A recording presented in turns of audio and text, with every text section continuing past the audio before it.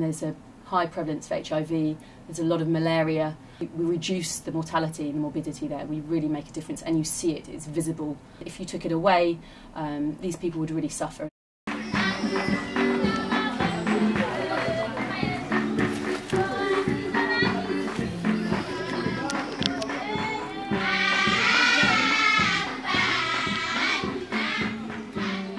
My name is Zoe Allen, and I am a logistician with MSF.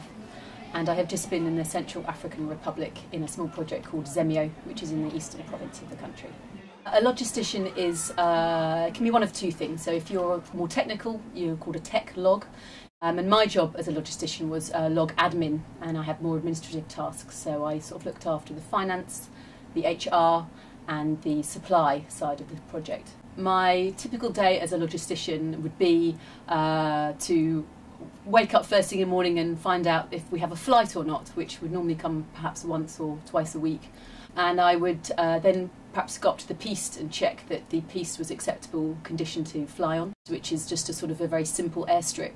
You're struck at by sort of perhaps how cut off you are there. But I would say that the actual sort of village itself is like a typical African village that you imagine in a film. It's absolutely beautiful. It's sort of red brick houses, beautifully constructed roofs, or straw roofs. When we arrived at the base, when I first arrived there, it's actually in the heart of the village itself. It's right next to the night market. The problems that MSF are helping with in Zemio is the highest prevalence of HIV in the whole country is in this particular region, in the eastern provinces. It often comes with being at a crossroads with the borders. And malaria is also one of the highest killers. I think the difference that MSF makes in a project such as Zemio is that, particularly there, it is the only NGO that works in that particular area. In response to healthcare, there's nobody else. And in that particular part of the country, where everybody's so cut off, it's elemental to have something like that there.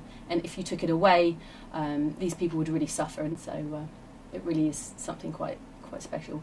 A colleague of mine said before I left, actually, he said, before you arrived here, you know, it was quite common for someone to just drop dead of malaria, you know, once, twice a week. It was just a normal thing, but since MSF were there, you know, we can treat them. It's like a bit like having the flu now. They go into the hospital, get treated, and they carry on their work. And that just wasn't possible before.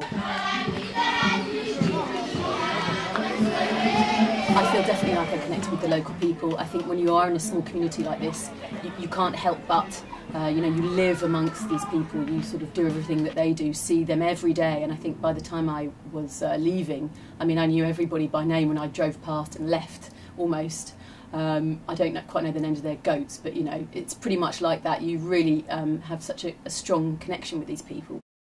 You never know what to expect. When I first started this job, I had no idea what I'd be going into. And you arrive and you see the need that there is, and the job that's before you, and you don't really have. I think as long as you don't have expectations, you just sort of do what is necessary.